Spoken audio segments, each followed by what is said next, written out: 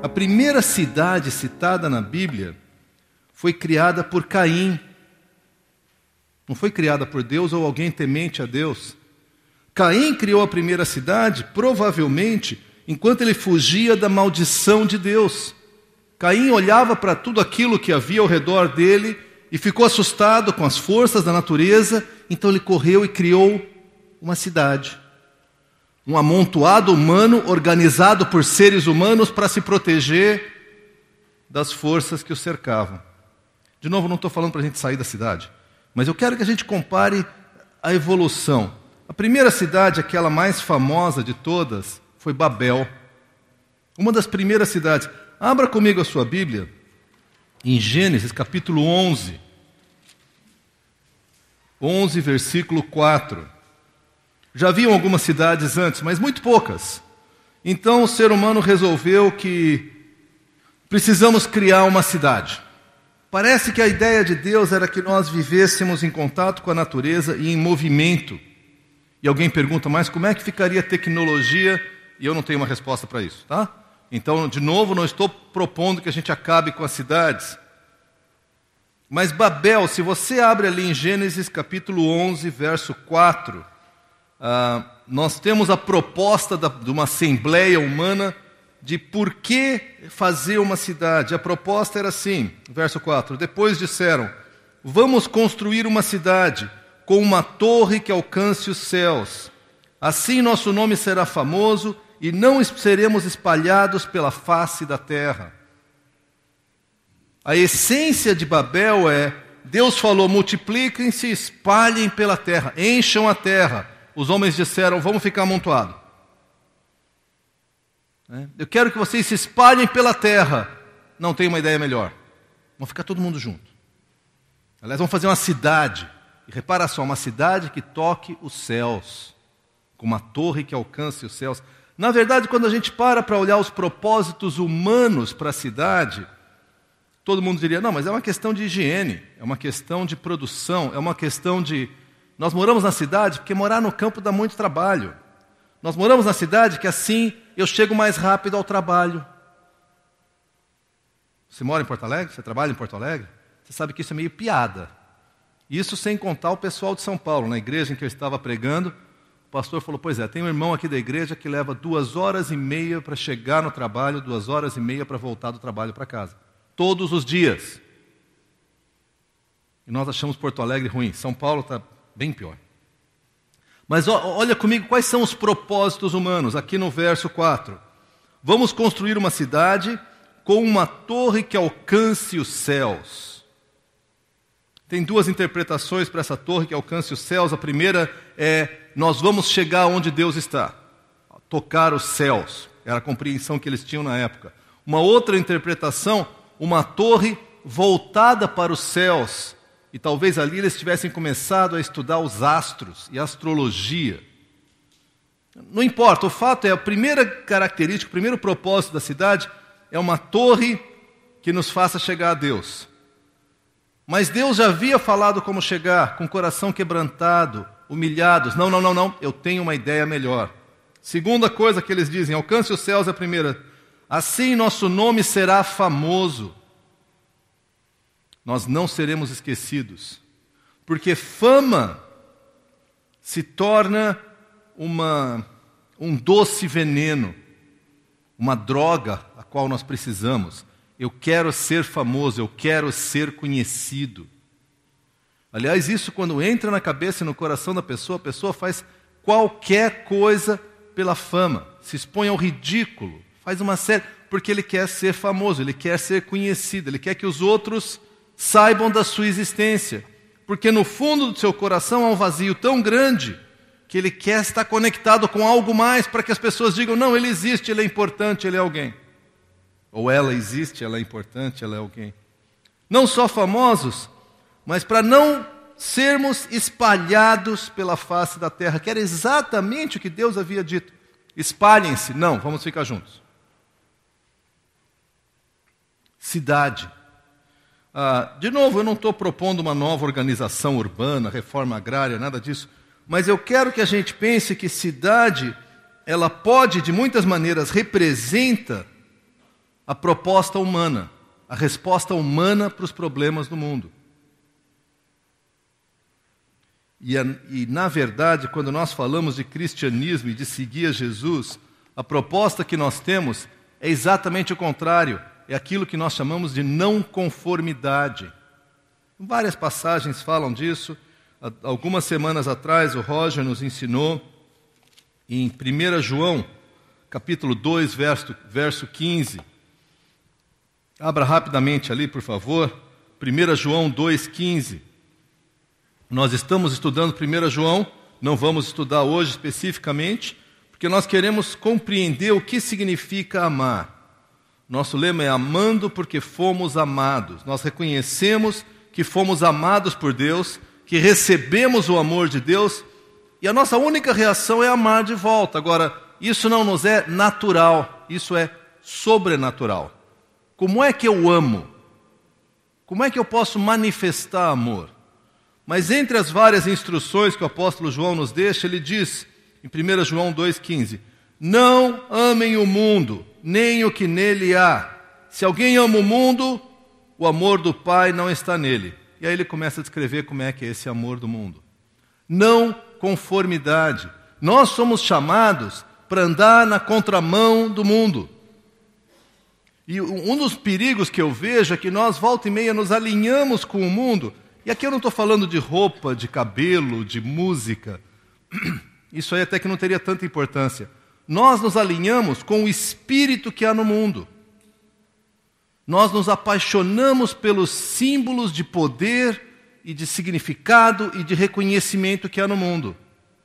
O carro que você dirige, a roupa que você usa, onde você vai passar as férias, a casa onde você mora, a escola que você vê, a empresa que você trabalha. E eu digo, já falei isso algumas vezes, às vezes eu converso com alguns pais e pergunto como é que está seu filho. Está muito bem. Entrou numa faculdade, tem um baita emprego. Eu fico feliz, eu espero que todos meus filhos entrem em excelentes faculdades e tenham um baita emprego. Mas percebe que não responde a pergunta? Ou se responde para você, é porque você comprou o pacote do mundo. De vez em quando algum pai me surpreende e fala, cara, ele está muito bem. Tem andado com Deus, tem enfrentado umas barras pesadas, mas eu vejo que ele está quebrantado diante de Deus, ele está orando, ele está lendo a Bíblia, ele está falando de Jesus, a vida dele está sendo transformada. Esse filho está bem. E nós compramos o pacote do mundo. Nós amamos o que há no mundo. A nossa maior preocupação, e aqui eu estou falando como pai para os filhos, é: ele tem um bom emprego? Ele faz uma boa escola? Ele tem oportunidade de entrar numa boa faculdade? Isso vai garantir, quem sabe, alavancar o futuro profissional dele? E, de novo, nada contra isso. Espero que nossos filhos tenham tudo isso. Mas a pergunta se nossos filhos estão bem passa por como é que está o coração dos nossos filhos? Como é que está o nosso coração? Outra passagem que, obviamente, vocês conhecem, fala de não conformidade, Romanos, capítulo 12. Se você não sabe de cor, pode abrir ali rapidinho. Romanos 12. Eu vou ler o verso 1 e o verso 2, mas especialmente o verso 2 nos fala. Nós lemos assim, Romanos, capítulo 12, 1 e 2. Portanto, irmãos, rogo-lhes pelas misericórdias de Deus que se ofereçam em sacrifício vivo, santo e agradável a Deus, que é o culto racional de vocês. Repara agora, não se amoldem, poderíamos ler, não se conformem ao padrão deste mundo, mas transformem-se pela renovação da sua mente, para que sejam capazes de experimentar e comprovar a boa, agradável e perfeita vontade de Deus. Quando Deus nos desafia a sermos não conformistas, a sermos a contramão da sociedade, não é unicamente porque Deus diz que está triste porque nós não estamos seguindo a Deus. Ele fala, eu quero que vocês experimentem a boa, agradável e perfeita vontade. Façam o que eu estou propondo e vocês verão que é muito melhor. Mas nós, muitas vezes, como aqueles homens de Babel, dizemos, Deus mandou espalhar, nós queremos ficar juntos.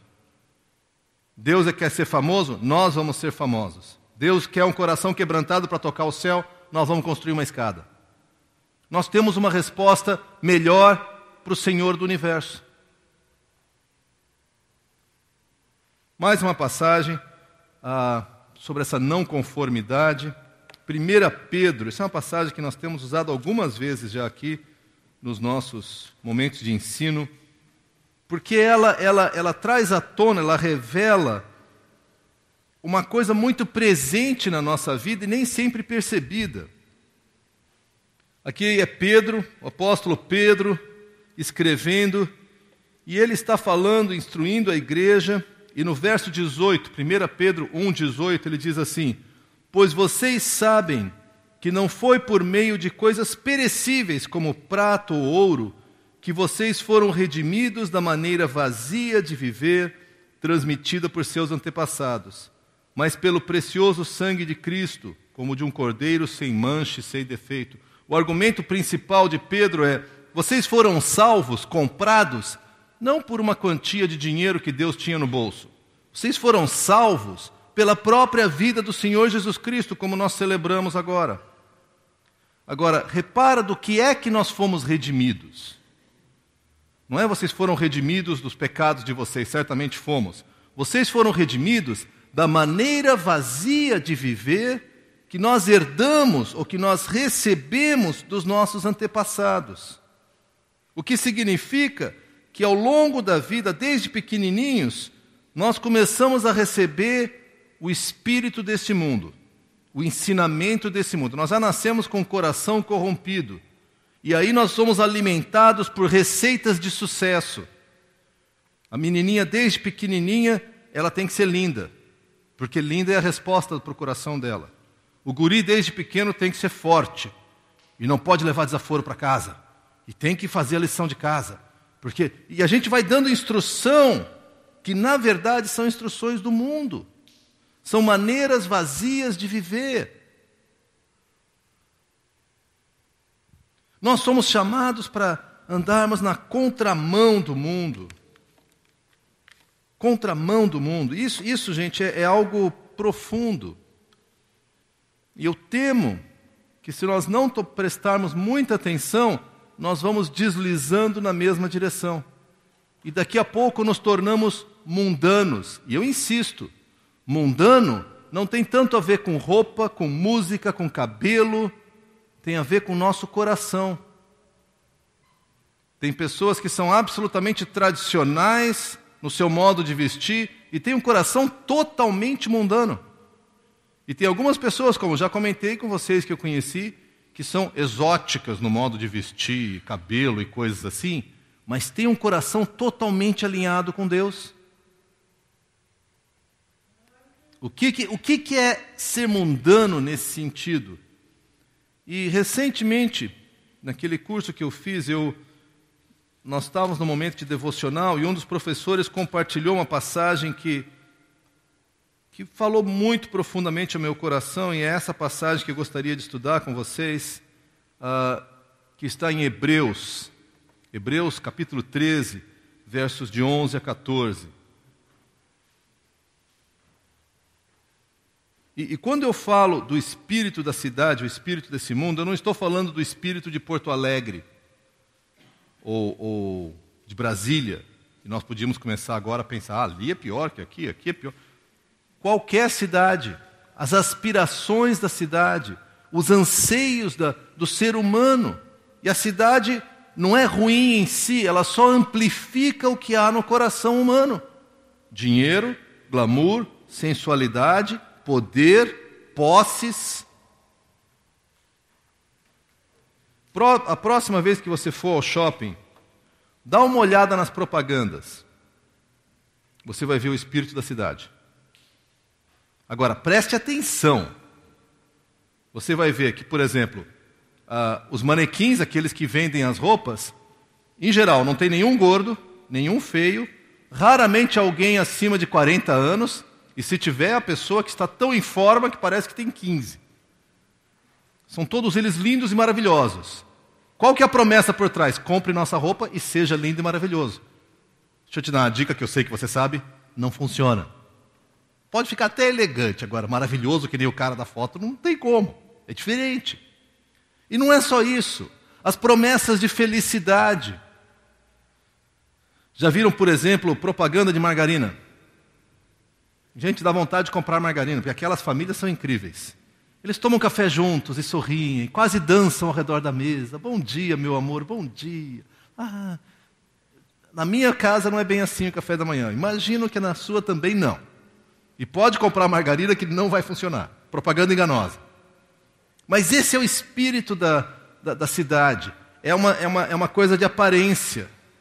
Esses dias eu estava ouvindo um programa de rádio que falava sobre implantes de silicone. Não vou entrar nos detalhes, mas vou dizer um aspecto só. O pessoal fala, pois essas mulheres, eles estavam falando de implante de silicone em homens. É verdade, para ele parecer mais musculoso, né? Então põe aqui, põe no braço, põe nas pernas. E eu fiquei assim, o cara quer parecer mais forte, mas não quer fazer exercício, ou não tem o DNA para, né, sei lá. Então ele quer ter a aparência de forte, mas continuar o mesmo molenga de sempre. E o cara diz que o Brasil é campeão em implante de silicone em homem. Já pensou? Coisa boa para a gente ser campeão, hein? Tanta coisa importante. Vamos ganhar em silicone. E na mulher a mesma coisa. E de novo, o repórter estava falando, mas não é uma questão assim de correção. De repente a mulher teve um câncer de mama, faz um implante, claro. Ou houve alguma deformação, claro. Não, é estética mesmo, vai ficar bonitinho mesmo. Esse é o espírito do mundo, vamos ficar bonito. Algum tempo atrás, conversando com o Cláudio me contou um pouco da origem das favelas do Rio. Como se só o Rio tivesse favela, mas lá, me disse se eu estou errado aqui, Cláudio, ele disse que houve uma campanha num certo momento para limpar o centro do Rio, porque tinham cortiços, tinha aquela coisa meio feia assim. Então a polícia veio e expulsava o pessoal de casa, queimava os barracos, empurrou todo mundo para fora, fez uma limpeza étnica no centro do Rio. E o pessoal foi para onde? Foi para os morros, para onde eles vão? E hoje a cidade pode até ter um centro bonitinho, mas é profundamente doente, numa situação social a qual eu não sei se tem solução, e se tem, eu não faço ideia qual seja.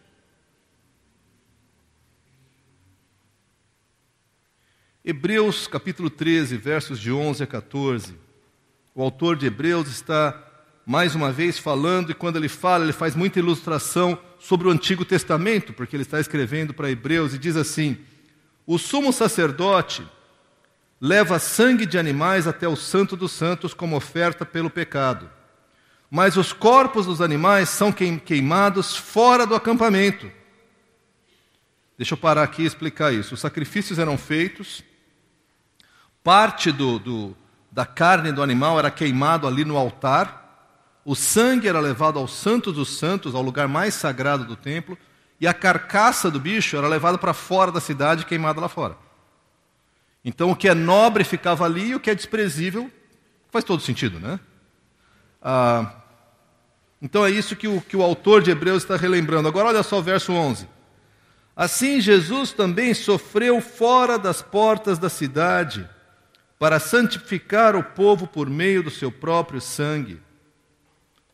Sacrifícios são necessariamente queimados fora da cidade.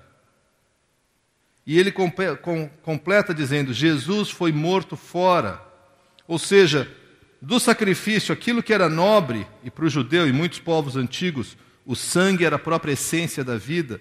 Então aquilo que é nobre era oferecido no Santo dos Santos. A carcaça, o corpo, isso era queimado lá fora. E Jesus foi morto fora dos muros de Jerusalém.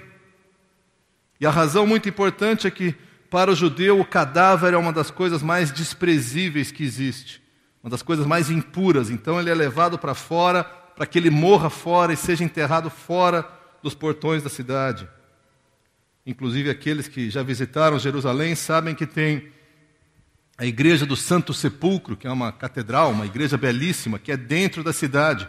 No entanto, a maioria dos historiadores dizem, não foi ali a crucificação de Jesus. Ela foi fora da cidade. Tem um outro lugar que eles já identificaram, onde provavelmente aconteceu a crucificação, e logo ao lado o túmulo onde provavelmente Jesus foi enterrado. Agora, dizer que Jesus foi morto e levado fora da cidade, gente, quer dizer que ele enfrentou a maldição, enfrentou o desprezo. Jesus foi o maior perdedor que podia haver naquela época. Foi levado para fora da cidade, crucificado. Quer dizer, esse cara fracassou geral. Não tem nada de que presta nesse cara. Morreu e foi para fora da cidade. Ali ele ainda diz aqui, o autor diz, não, ele fez isso para que pelo sangue dele a gente seja salvo. Prepare para os próximos 2 versos, que dizem assim, 13. Portanto, saiamos até ele, fora do acampamento, suportando a desonra que ele suportou. Pois não temos aqui nenhuma cidade permanente, mas buscamos a que há de vir. Eu quero destacar primeiro a nossa identidade. Saiamos até ele. Nós somos chamados para confrontar o espírito da cidade. Nós somos chamados para viver na contracorrente da cidade. A nossa cidade ensina que você acumula o máximo de poder, o máximo de dinheiro, cria muros altos e se defende do perigo. É isso que a cidade ensina.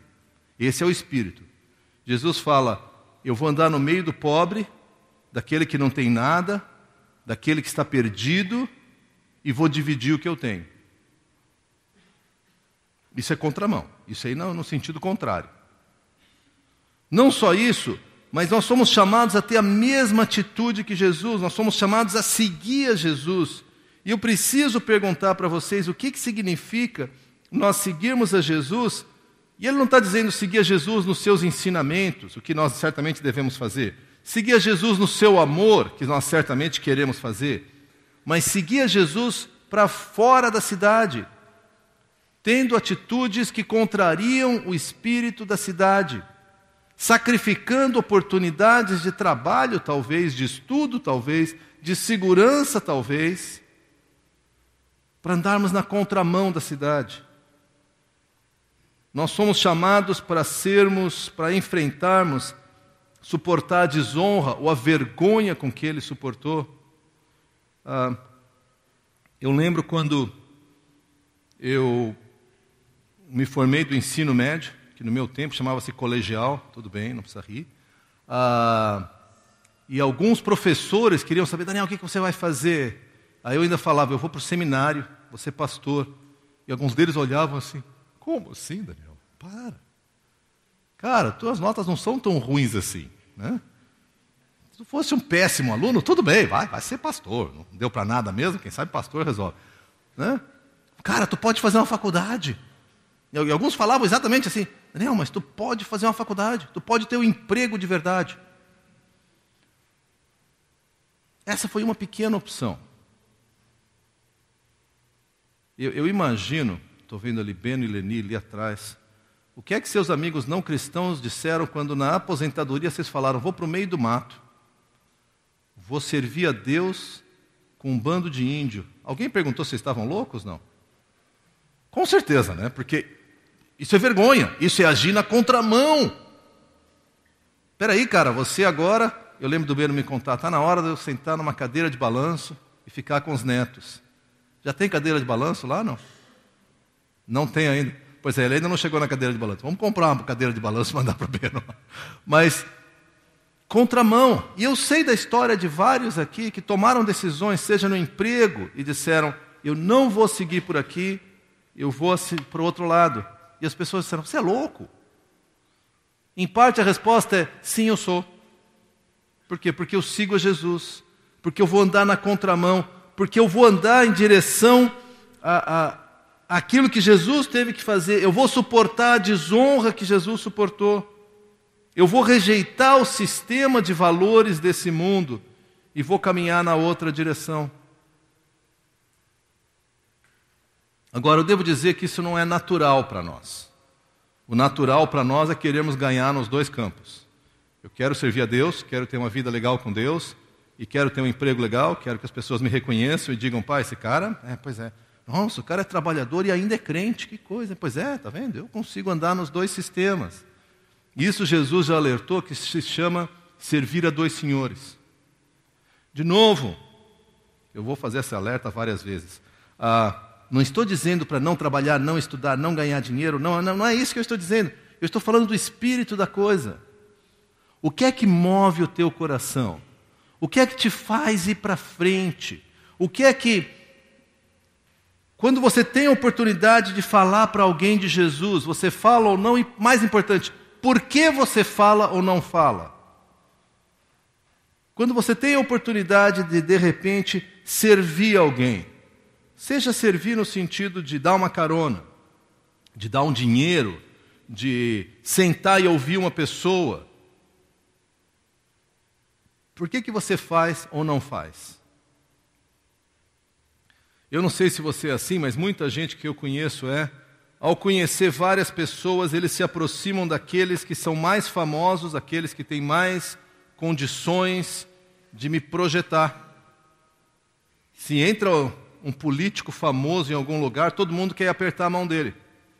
Se entra desculpa a expressão, um Zé Mané, para vocês não ficarem chateados, se entra um corintiano, ninguém quer falar com ele. Todo se chegar, oi, tudo bem, eu quero falar com o grandão lá. Aquele cara sabe das coisas. E são esses os que nos oprimem e nos castigam. A razão principal, porque nós somos chamados a deixar a cidade, a razão principal porque nós somos chamados a andar na contracorrente, no sentido contrário, está no verso 14, quando nós lemos assim: pois não temos aqui nenhuma cidade permanente, mas buscamos a que há de vir. Queridos, eu e vocês somos chamados a sermos peregrinos. Eu sei que a gente luta a vida inteira para ter casa própria, né? E deixar a casa mais bonitinha possível, né? De novo, nada errado com isso. Mas a gente começa a se agarrar a isso se torna o nosso castelo, isso se torna a nossa segurança, isso se torna o centro da nossa vida. E Deus diz, isso aí não é nada. Daqui a pouco você vai embora. O que é que enche teu coração de esperança? Teu emprego? Eu espero que não. Eu espero que todos tenham bons empregos, mas eu sei de gente que tinha emprego excelente e logo depois foi para a rua. Conversei recentemente com alguém, tenho liberdade de compartilhar isso. Quantos lembram de Carlos Nomoto, que veio fazer uma palestra aqui, né? Um diretor de um banco, foi demitido, alguns meses atrás. Perdeu o emprego, que ganhava um salário, ele nunca me contou qual é o salário, eu não quero nem imaginar qual era o salário. Imagino que ele ganhava por mês o que talvez eu ganhe por ano, uma coisa assim, escandalosa. E ele perdeu o emprego, baita emprego. Ele era competente, mas fizeram uma reengenharia, fizeram isso. E hoje ele está trabalhando numa ONG. Feliz, realizado. De novo, o problema não é o quanto você ganha, mas o quanto poder isso tem sobre você. Não é se você tem uma casa, mas o quanto que essa casa te possui. Não é... Porque eu conheço pessoas que têm muito pouco e são totalmente imbuídas do espírito da cidade. O sonho delas é ter. Elas não têm, mas elas querem ter. E conheço pessoas que têm muito e são desprendidas. E o contrário, e todas as misturas que você puder imaginar no caminho. Nós somos peregrinos, aqui não é o nosso lar. E ele diz, pois não temos aqui nenhuma cidade permanente. Nós buscamos a que há de vir. Algum tempo atrás, 6 ou 7 anos atrás, Ana Paula e eu deixamos Caxias do Sul, a cidade onde nós moramos por 15 anos. Uma cidade pela qual eu ainda sou apaixonado, gosto muito da cidade. E quando nós saímos de lá, algumas pessoas bem intencionadas falaram, bom, tudo bem, Daniel, agora vocês podem voltar para casa. E eu pensei, voltar para casa, voltar para São Paulo? São Paulo deixou de ser minha cidade há muito tempo atrás. Não faz sentido. Ah, mas você não conhece? Conheço, gosto, até gosto. Mas não é isso que é o nosso lar. Como já comentei semana passada, nós estamos muito felizes do nosso novo lar. Mas eu sei que também ele é temporário. 5, 10, 15 anos, e nós vamos partir. Talvez bem menos do que isso, não sei. O que é que te dá esperança? O que é que te faz acordar amanhã? O que é que te faz olhar para o futuro? Será que é uma oportunidade de emprego? Será que é um grande negócio? E, de novo, nada errado com isso. Mas, se é isso, você vai estar totalmente imbuído desse espírito da cidade, desse espírito do presente século, dessa atitude. E Jesus fala, sai daí, sai da cidade. Vem comigo e enfrenta a vergonha que eu enfrentei. Deixa a cidade, vamos para fora da cidade.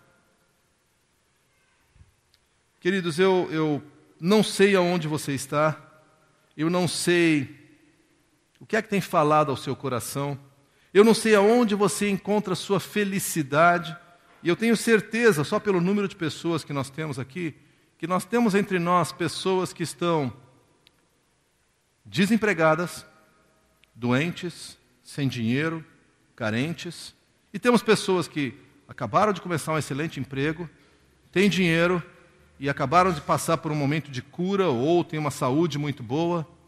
Mas a minha grande pergunta para vocês é: o que é que move o coração de vocês? O que é que enche o coração de vocês de esperança? O autor de Hebreus diz: nós não temos cidade, porque nós buscamos aquela que há de vir, Jerusalém, a cidade eterna, que não é essa Jerusalém do Oriente Médio, pode deixar, tá? É algo perfeito, é algo que a Bíblia diz que é muito melhor que os nossos maiores sonhos. Até chegar o tempo que nós vamos para Jerusalém, nós vamos ter muito que correr nessa terra. E muito trabalho para fazer também, nenhum problema com isso. Mas não é isso que move o meu coração, não é essa esperança que me enche o coração. Qual é a esperança que enche o teu coração? Porque se a esperança não é aquela eterna, você vai viver do dia a dia. Faz um bom negócio, está feliz, fez um mau negócio, está triste. Passou num concurso, está feliz, não passou, está triste. Meu time ganhou, estou feliz, meu time perdeu, sei lá qual é a tua esperança.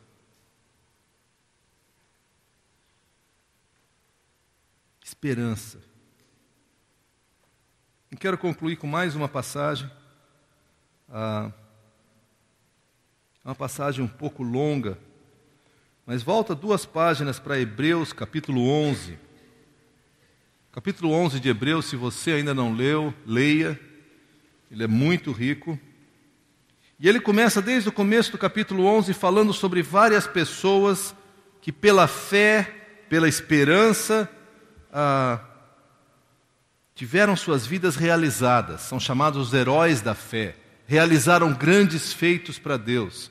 Mas eu quero destacar para vocês os últimos aqui. Eu vou ler a partir do verso 32 até o 38. E você vai ver que no começo você vai ficar empolgado comigo. Hebreus 11, 32. Que mais direi? Não tenho tempo para falar de Gideão, Baraque, Sansão, Jefté, Davi, Samuel e os profetas. Olha só. Os quais pela fé, pela esperança que os movia, conquistaram reinos, praticaram a justiça, alcançaram o cumprimento das promessas, fecharam a boca de leões, apagaram o poder do fogo, escaparam do fio da espada, da fraqueza tiraram força, tornaram-se poderosos na batalha, puseram em fuga exércitos estrangeiros. Houve mulheres que pela ressurreição tiveram de volta os seus mortos. Tá boa a lista, não tá? Só que você conhece o que vai acontecer, né? A partir daqui. Uns foram torturados e recusaram ser libertados para poder alcançar uma ressurreição superior, esperança. Outros enfrentaram zombaria e açoites por esperança. Outros ainda foram acorrentados e colocados na prisão pela fé que tinham. Apedrejados, cerrados ao meio, postos à prova, mortos ao fio da espada pela esperança e pela fé que tinham. Andaram errantes, vestidos de pele de ovelhas e de cabras, necessitados, afligidos e maltratados. Esses todos esperavam uma pátria melhor. E ganharam. Verso 38, o mundo não era digno deles. Eles saíram da cidade. E o mundo deve ter falado, bando de louco, olha, botou a perder tudo, e eles disseram: nós abrimos mão disso aí para ganhar algo que ninguém pode tirar de nós. Nós perdemos para o mundo para ganhar uma vida andando com o nosso Deus. O mundo não era digno deles. Vagaram pelos desertos e montes, pelas cavernas e grutas. A minha oração, quando eu penso na minha vida e na vida da nossa igreja, não é que nós sejamos uma igreja de sucesso aos olhos da cidade. Eu quero ter um impacto na cidade, eu quero alcançar a cidade, eu quero amar as pessoas da cidade, mas eu quero que as pessoas olhem para nós e falem: esses caras são meio loucos. Eles valorizam coisas que para mim não têm valor, e eu balanço a cabeça e digo: é verdade, para ti não tem, mas enche meu coração. Algo que pode, mesmo contra as expectativas ao meu redor, me dá esperança de vida, e isso é Jesus. Não tem outro nome, não tem outra esperança, não tem outra fé. Se você já confiou nesse mundo, e todos nós já confiamos em alguma medida, eu espero com toda sinceridade que você já tenha se decepcionado com esse mundo também. E se você tem mais que 5 anos, desconfio até antes, mas pelo menos mais que 5, eu desconfio que você já se decepcionou com esse mundo. Com amigos que você disse: jamais me trairão. Com o patrão que disse: não, eu conto contigo. Com o médico que falou: excelente saúde. Com um cônjuge, talvez, que tenha dito: vou te amar até o fim. E no final percebe que não é bem assim que acontecem as coisas. Eu quero te convidar, cada um de vocês, a de um modo muito direto e pessoal, colocar a sua esperança em Jesus. Colocar a sua esperança em Jesus. O que significa isso? Eu vou ficar rico? Não, vocês viram a lista que eu leio? Teve gente que foi cerrada ao meio. Colocar a sua esperança de Jesus não é varinha de condão para solucionar os seus problemas imediatos. Mas vai te dar uma esperança, vai encher o teu coração e vai te dar uma pátria eterna. E gente que tem essa esperança, que tem essa fé, não se importa de sair da cidade e passar vergonha, junto com Jesus. Que não só Ele é o nosso Salvador, Ele é o nosso Senhor. Eu não sei onde você põe a sua esperança, mas eu quero te convidar a baixar a cabeça comigo agora. E se você nunca fez essa oração, que você faça comigo. Uma oração muito simples. Você vai dizer: Deus, não sei se eu entendi tudo, mas eu ando muito sem esperança. E eu quero colocar minha esperança em Ti. Eu quero colocar minha esperança aos pés da cruz. Eu quero dizer que eu topo passar vergonha por Ti, porque o Senhor, eu quero que o Senhor seja o meu Senhor. Eu sei que a minha vida não tem méritos. Talvez você já tenha feito essa oração, talvez você já seja cristão há bastante tempo, e talvez você tenha esquecido um pouco disso. E eu creio que Deus está te falando hoje, para você dobrar os seus joelhos. Daqui a pouco eu vou me ajoelhar aqui, te convido a fazer o mesmo, e dizer: Senhor, eu preciso lembrar quem eu sou, a minha identidade. Eu quero viver plenamente quem eu sou um servo de Jesus. Eu quero que a vergonha não tenha poder sobre mim, pelo contrário. Eu quero viver uma vida de esperança. Baixe sua cabeça comigo. Se você quiser se ajoelhar, faça isso.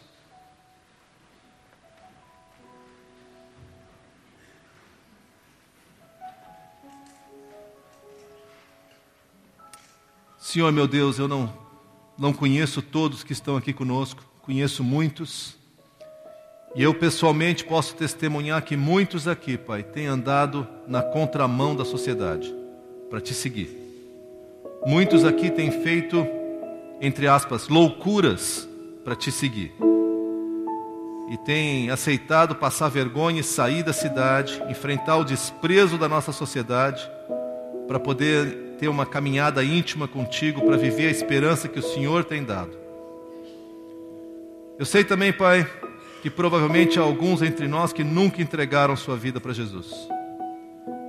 Pai, por esses eu quero pedir nesse momento que o Teu Santo Espírito toque profundamente o coração. Que eles sejam tocados por Ti de uma maneira que as barreiras caiam, Pai. Que as pressões da cidade e da sociedade deixem de ter tanto valor. Que eles se quebrantem na tua presença, que eles te busquem.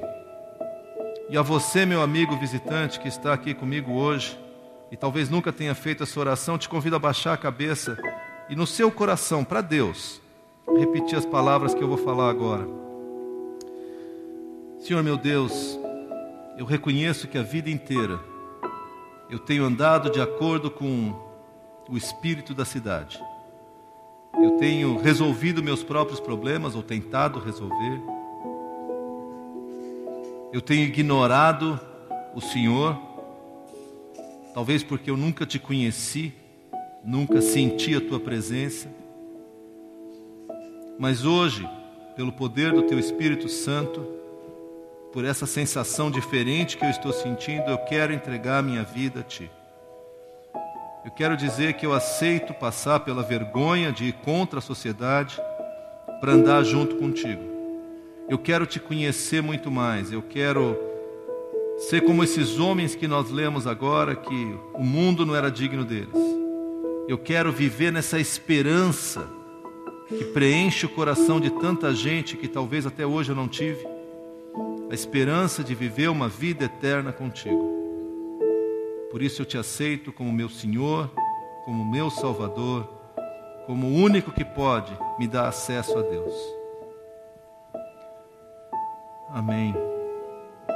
Pai, eu quero continuar orando ainda, Pai, por aqueles de nós que temos nos esquecido de quem nós somos, esquecido nossa identidade.